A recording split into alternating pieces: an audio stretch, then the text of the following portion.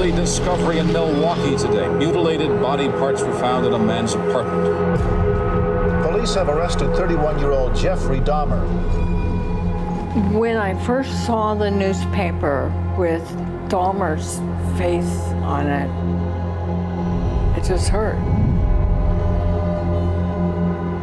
Holding that newspaper and going, oh my God, that's him. That's my anatomy class student.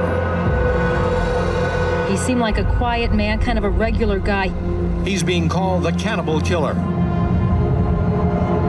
The insight that this person was in fact the man who ate body parts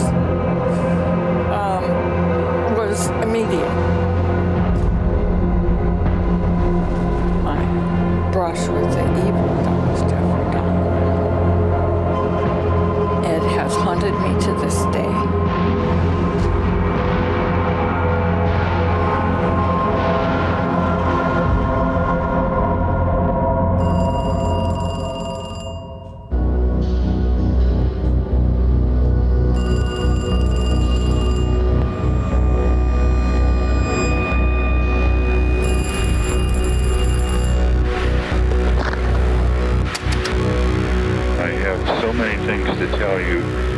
Things that I wanted to do differently with you. Right. Ever since the Jeffrey Dahmer murders were discovered, Lionel Dahmer was on that path, on that quest to try and figure out if he had a role in this. What's really been puzzling me is how come I just didn't know anything about this. I pretty much was doing things in my own little world. To hear Jeffrey Dahmer have a conversation with his father is brand new. This is Jeffrey Dahmer as he actually is. Remember that small 1 by 1 square foot box? You know what was in it, don't you? No. The mummified head and the genitals of the last victim in the West Allen station. Oh, I see. Amazingly, all the times that I should have been caught, I never was. Do you think that maybe Satan was involved?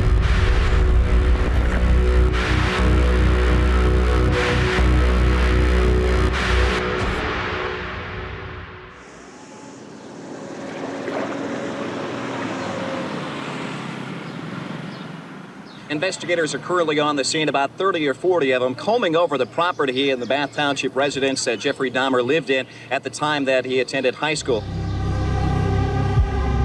They are looking for the remains of 19-year-old Stephen Hicks, who disappeared in 1978, and Dahmer allegedly has confessed to killing Hicks and spreading his body parts over the property.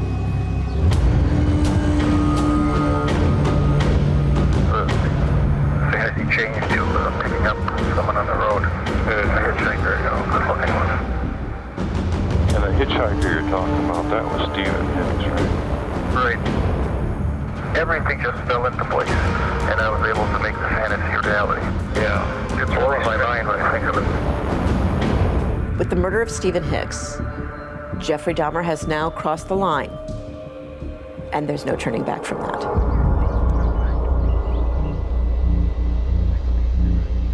At some point, Lionel discovers Jeffrey drunk at home. He now knows that his son is drinking to excess. But see, Lionel doesn't know what's wrong with him. He doesn't see that his son is developing into a serial killer. But Lionel wants Jeffrey to go to college. He believes the education is going to help turn his son's life around. And so he enrolls Jeffrey in Ohio State University.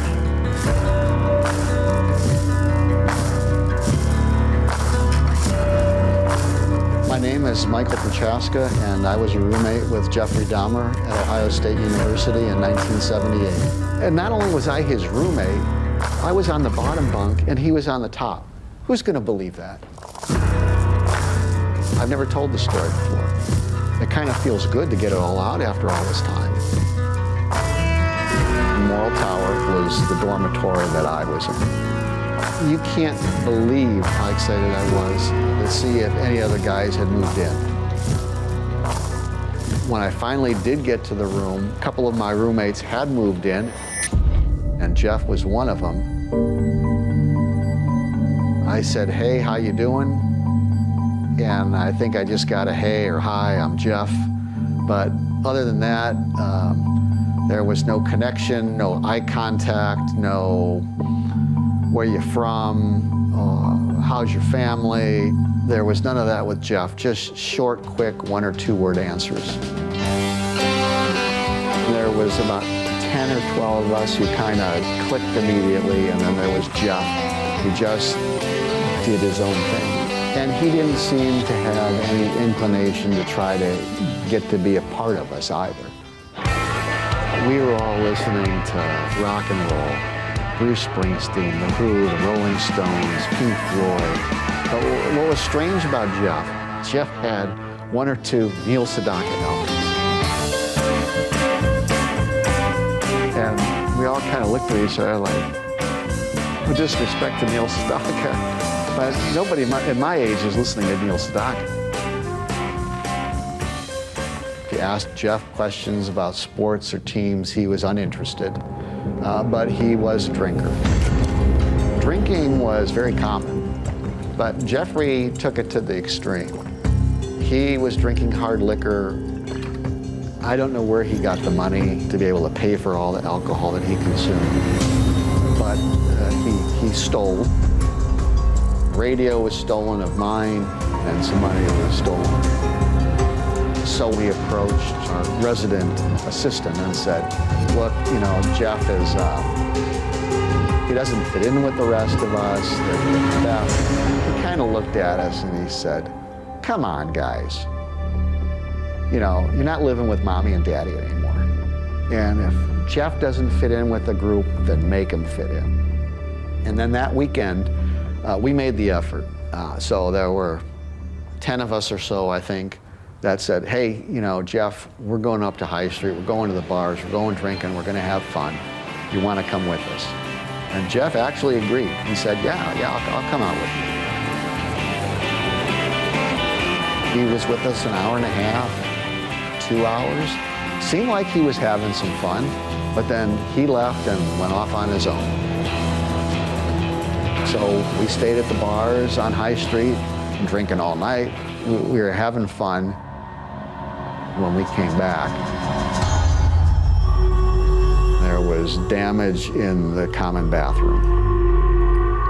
One of the stall doors was broken off the hinge, kicked in, the sink was damaged, and the mirror was cracked. And we were like, "Jeff." I mean, that's what everybody's first reaction was. This was Jeff. He denied it. You know, who's going to admit that they busted up the bathroom? I had never been around an alcoholic before. I didn't really know what an alcoholic was. Between Thanksgiving and Christmas, he decided that he was going to start a collection of bottles. He must have had 30 to 50 bottles on his shelf that were empties. Hard liquor. Everybody went home at Christmas. And then after Christmas, which was 2.5 week break, we came back and there was no Jeff. I do thank God every day that nothing happened. You know, when you think about it, he committed that first murder certainly just weeks prior to us going to Ohio State. And when you think about that, that's a little scary. But what he must have been going through, whatever demons he had in his mind, I mean, that's why he was drinking. Lionel still has a son who is deeply troubled. By the time Christmas rolls around, he was arrested for being drunk and disorderly. And for Lionel, that was the last straw. I want you to know I love you so very much, and I have so many things that I wanted to do differently with you, Right. and I care about you. Same here. Lionel's solution everything that Dahmer was doing throughout his life. His solution was always, in each case, to send him away. Send him to college. Send him to the Army. Send him away. This is the Army. It's duty in Europe. It's wet, it's work, and it's tough.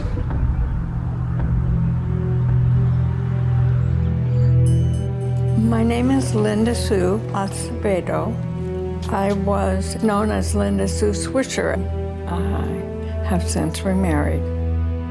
I was an emergency room charge nurse in Baumholder, West Germany, during the late 70s. When I enlisted, the Vietnam War was still ongoing, and things were very strict, and no one drank. But that all changed when the war was over. So by 1979, it was a broken army. But parents were still putting people in the military to try and straighten them out, which was the exact opposite of what happened. If you took a person who was drinking as a civilian and you put them in the army, then they were a happy drunk, because they got to drink a lot and often. And you ended up with people like Jeffrey Dahmer being picked to being a medic.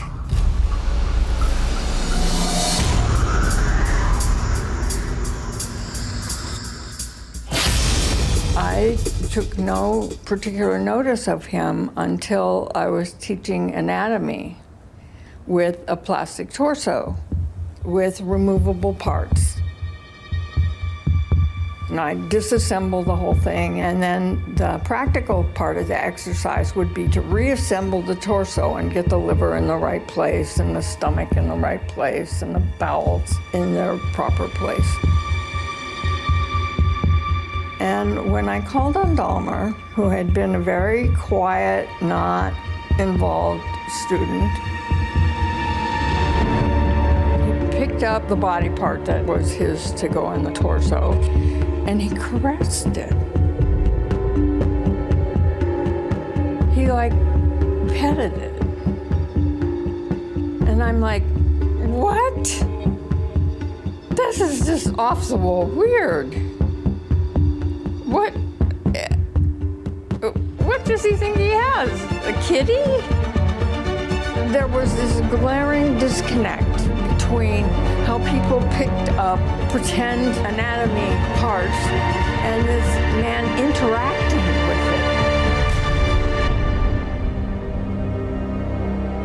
it. I was to the wall, shocked by this very brief encounter with Jeffrey Dahmer. When I interviewed him, I told Jeff, teach me. I want to know what goes through your mind. Jeff told me that the reason he became a medic is because he had a fascination with the body and internal parts of the body, starting with animals and then human beings. Learning the body, seeing the body, being able to feel the body. It fed into his fantasy. That was your first fantasy. That is the fantasy about looking and seeing what's inside of dogs. Right. Raccoons and so forth. Yeah. Was that carried into your conscious life, or was it just in a dream? No, it was in my conscious life. I went out looking for those things.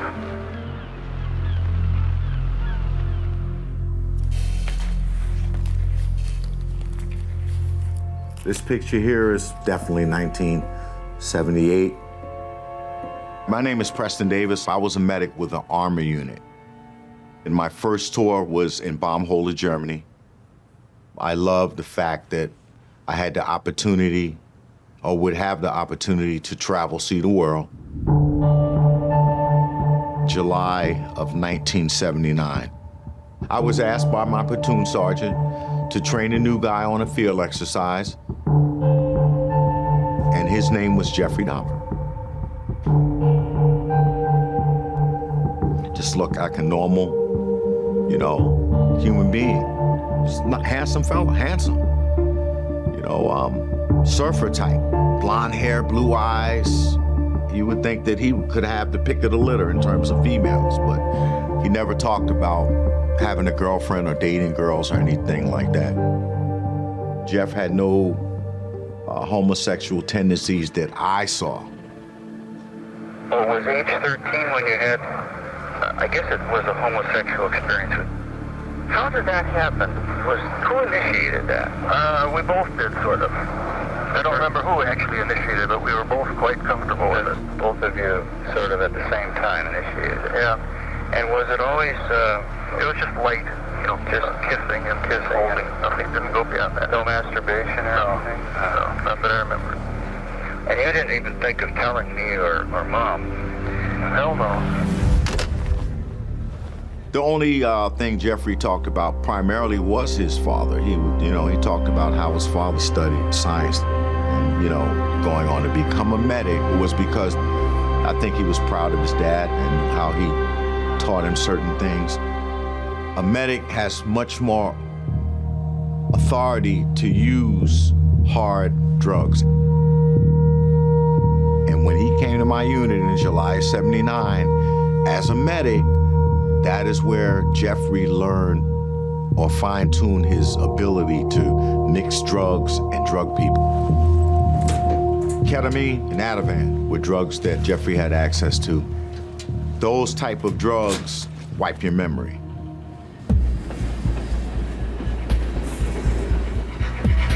When the tanks go out on the field exercise, they have to have medical support. So at the very least, you have 2 medics. This particular exercise, it was just myself and Jeffrey Dahmer. We travel out cross country, and I'm driving at least 18 to 20 hours a day throughout the countryside. And around 3 to 4 days before the end of the exercise is where our track broke down. And I remember very vividly, the left final drive went out. So now we're immobile, we can't move. So we were told to the train station, and a couple of days went by. Obviously, the higher-ups would come by and check on us, make sure we're okay. Make sure we had meals to eat. Somewhere along the line, within those last few days, I lost time. It would be very easy for Jeffrey Dahmer to put something in my food. And that's what I believe happened. I was drugged by Dahmer. I left Germany in February of '80, and I basically deleted Jeffrey Dahmer from my mental Rolodex.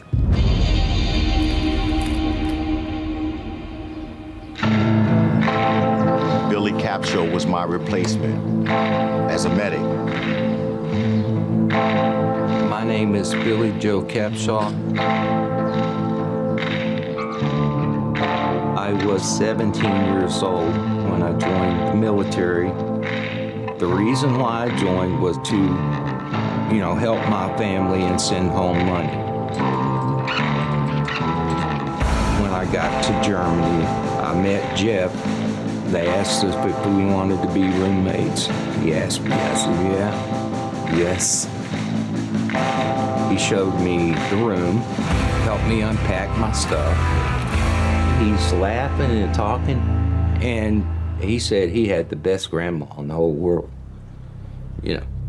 and that he loved his grandma. And he loved his father. He did not want to disappoint his father. And he has to make his father proud. Your personality, which is, loving, kind, the side of you which is the greatest side of you. I mean, you love us, right? You love Grandma. You show respect to people. You talk civilly and nicely and respectfully. You don't show any anger. I felt safe, I felt like, wow, man, I got it. And nothing happened that night. You know, nothing. I wake up the next day. He says, come here. So I walked over to his wall locker. He said, I want to show you something. He had a Fanta bottle, an orange Fanta bottle. I'm thinking it's soda pop. And he says, take a drink. I want you to taste this. And man, it was vodka, orange vodka. And he says, good, huh? I said, Jeff, I don't drink that stuff. He says, oh yeah, you do. That's what we do around here.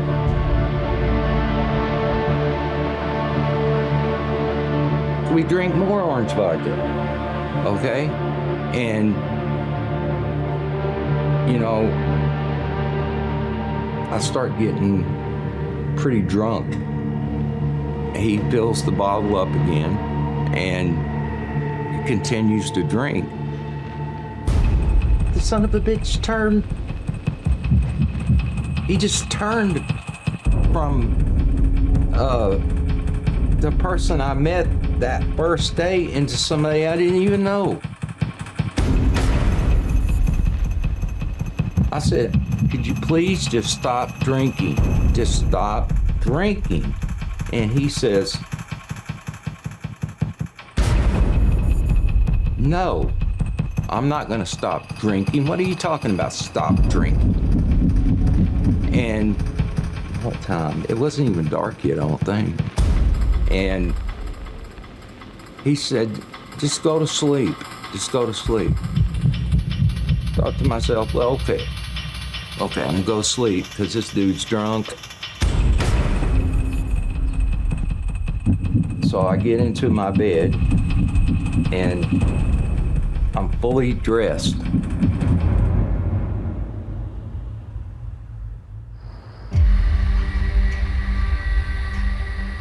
I wake up the next morning, he's over there smiling at me. He's smiling at me and I'm telling him, I'm going, Jeff, what's wrong? And then all of a sudden I looked down and I had urinated all over myself. All over myself. You know, the bed was wet. I raised my butt up and I ain't had no pants on. And then it started to make sense. It started to hit me. I could feel that pain in my body. I knew that something had happened. I knew that I had been raped right then.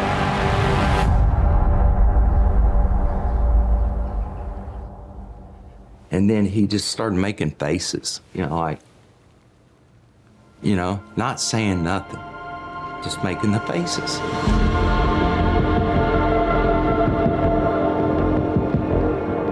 I was so scared. All I could think about was getting away. So I said, please, just let me go outside. But I couldn't get out the door.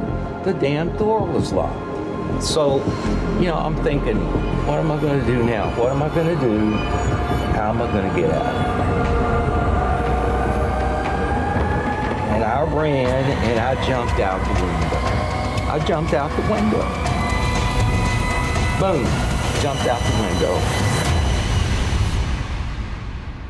Billy Capshaw was brought in on a stretcher, unable to walk, and I didn't need an x-ray to tell me that Billy's pelvis was badly broken. Linda Sue, I remember her holding my hand and telling me everything's gonna be all right. And I remember telling him that I was raped. I told the doctor that I was raped. It did not bother him at all. People in the military, they did not cure. The only one that cured was the nurse that took care of me. Billy tried repeatedly to tell people, you are sending me back to harm's way. And no one was willing to listen to Billy. What do? They take me right back to the same room. The same bed, the same roommate. Jeffrey Dahmer. Yes, Jeffrey Dahmer.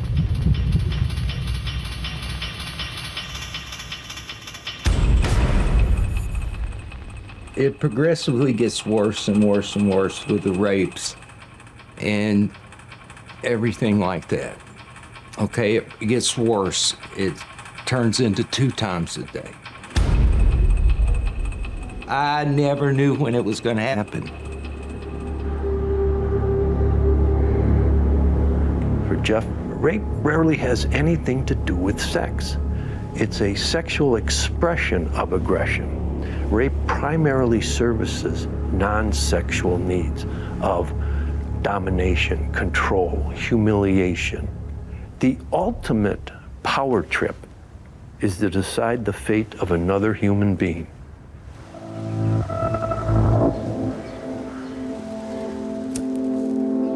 So I started to plan his death. I was going to kill Jeffrey Dahmer, Jeffrey Lionel Dahmer. I was going to kill him with all my might. Every bit of everything I had in my body left, I was going to kill him. But guess what? I changed my mind. I should have took him out before he got out of hand. And now I feel guilty about it.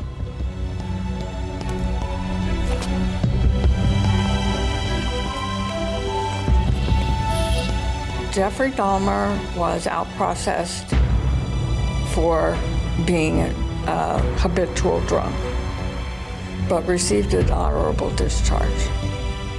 Jeffrey Dahmer was unleashed on good paperwork, unleashed on societies as this monster. When Jeffrey Dahmer gets out of the Army, he's got the skill set that he would disastrously use later on. But he's failed again. Everything his father has wanted to try to get him going in the right direction, Jeffrey Dahmer has failed. So now there's Lionel Dahmer saying, what am I going to do with my son? What's left? Have you done any praying at all to God? Not yet. No, I haven't. Why do you feel that you haven't? Can I ask that? Because I feel that, I don't know, I just feel uncomfortable. Yeah. Because if I fail again. But I'm failing too. Yeah. Yeah, all the time I'm failing. I just haven't psyched myself up to do that yet. Mm-hmm. Lionel Dahmer was extremely religious, very Christian. And at some point, Jeffrey tries to come out to his father. So he looks into sending Jeffrey away to a Pray the Gay Away camp, see if that might help. And Jeff Dahmer was not interested in that at all. If you had had any experience, a heterosexual experience at that time of life, I wonder what you would have. I don't know. I don't desire it now, and I didn't desire it then. So there's still a desire on the part of Lionel Dahmer to fix his son, right? To fix him. So he decides that it would be a good idea for Jeffrey to go live with his grandmother in Milwaukee.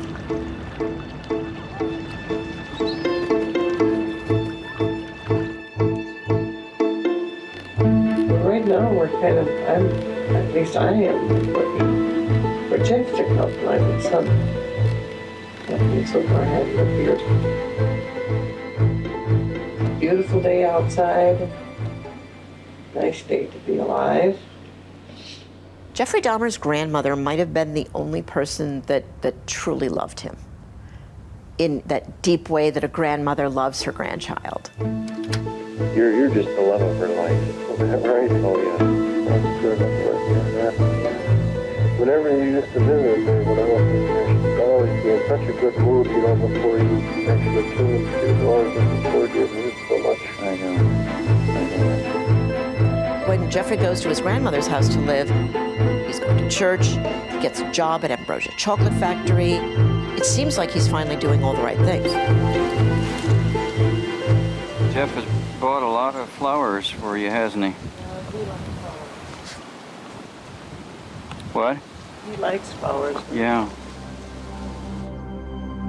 For 5 years, it seems that he is on the path that Lionel wants him to be. But I don't think Jeffrey Dahmer, since his first murder, was ever on the right path again. I think he was always plotting. I think he was always trying to figure out how he could live out the fantasies that he was having in his head. So while Jeffrey Dahmer is living with his grandmother, he's essentially free. No one is watching over him. And he begins frequenting Milwaukee's gay bars. Jeffrey Dahmer went to those bars. He was cute. I mean, he wasn't ugly. Because he was ugly, he wouldn't have gotten as many people as he got. My name is Eric Wynn. I was crowned Miss Gay Wisconsin 1984. I couldn't believe he didn't get a hold of me. Hell, my ex kind of looked like him. Blonde hair, a little bit of beard, you know, those weird, stupid 70s Kojak TV show glasses. Everybody has them. Let's call it what it is. He was attractive. When the sun started to set, it was drag queens everywhere. It started to come alive. It was popping, and it was fun and happy. And there it is, 219. My home away from home. 219 was the premier gay club on South 2nd Street. The chicest place to be, had the best showgirls, the most organized showgirls, and I was one of them. I was Erica Stevens.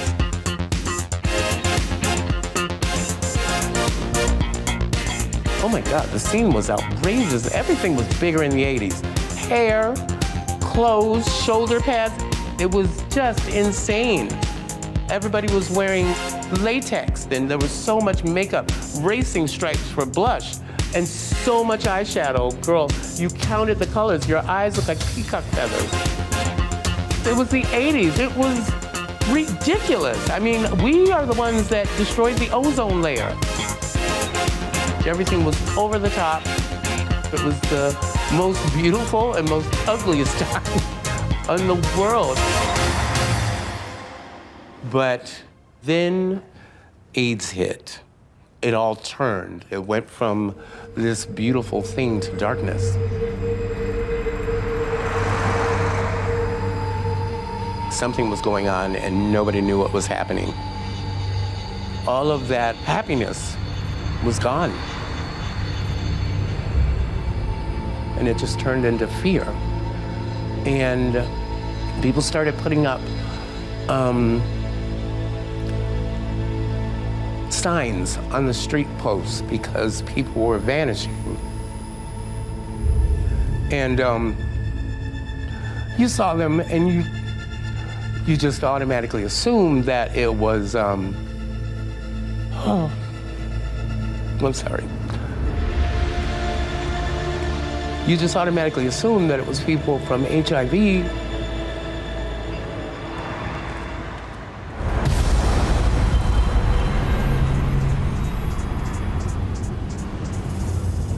Jeffrey Dahmer hasn't killed for 9 years. He meets Stephen Toomey at Club 219. Jeff told me. But to me, it was opportunity. And then he wanted to have sex. He found him to be attractive and the kind of body style that he was looking for.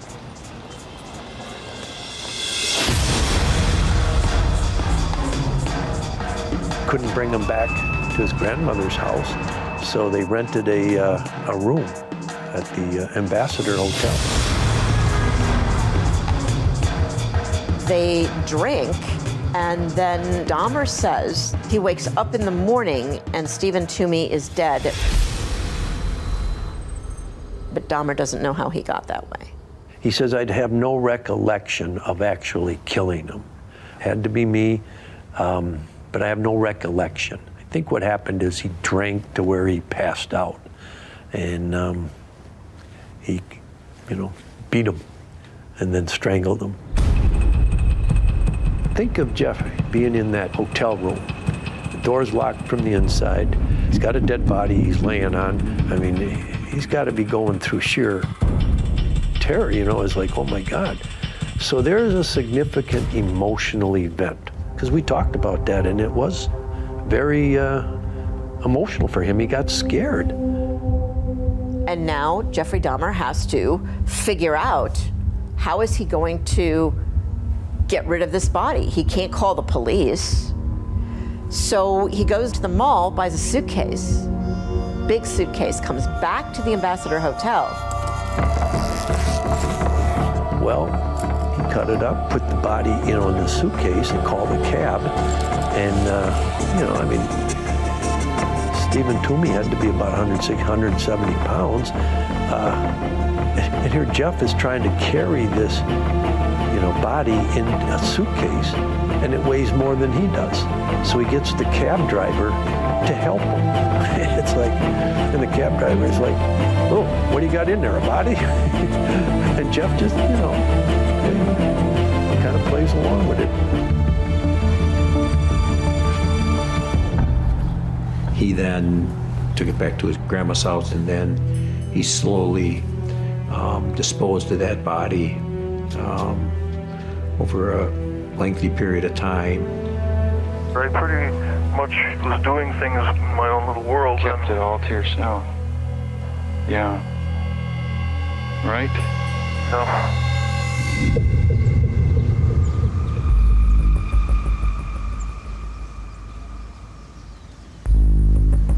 What was supposed to straighten Jeffrey Dahmer out, living with his grandmother, only created a nice isolated space, a private space, for him to continue to act out on these fantasies.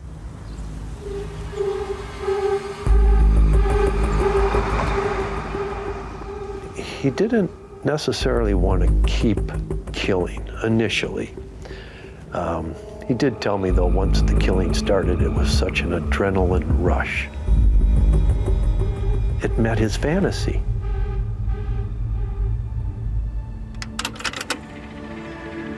Something got terribly out of control. Nothing got resolved at all. It was just a terrible mixture. Do you think that maybe Satan was involved, or? It was just a real strong driving obsession that became more powerful. I think that at that point he said, I've done these 2 homicides. I've gotten away with them. I was able to dispose of bodies. I can get away with this. And then subsequently, I think he started to plan more and more of these. He started to use a sleeping pill, Halcyon, very, very potent, powerful sleeping pill that he took himself, and knew that one of these pills, and certainly 2 of them, are going to knock you out, make you incapacitated.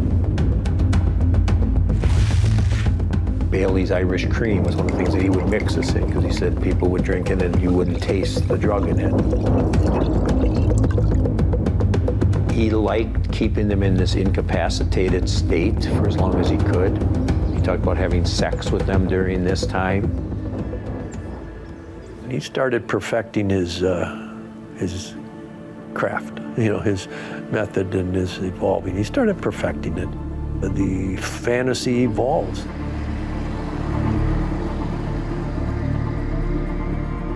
Milwaukee's gay scene was tailor-made for Jeffrey Dahmer. It became his playground. It became his hunting ground.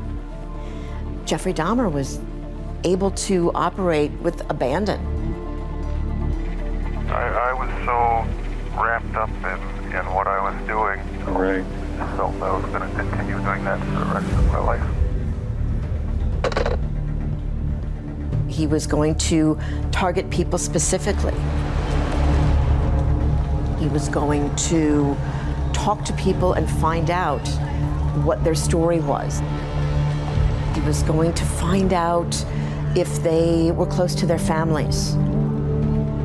What he was doing was trying to determine if this person that he was conversing with would be missed if they were to disappear.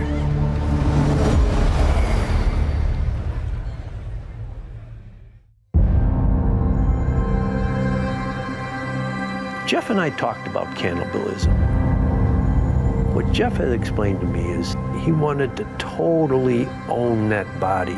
So he felt that by eating a part of the body, it would become part of him.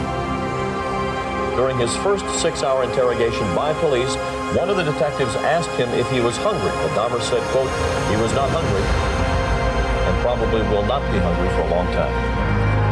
I asked him how it tasted, and he said, like a filet mignon. And I said, yes, I haven't eaten a filet since.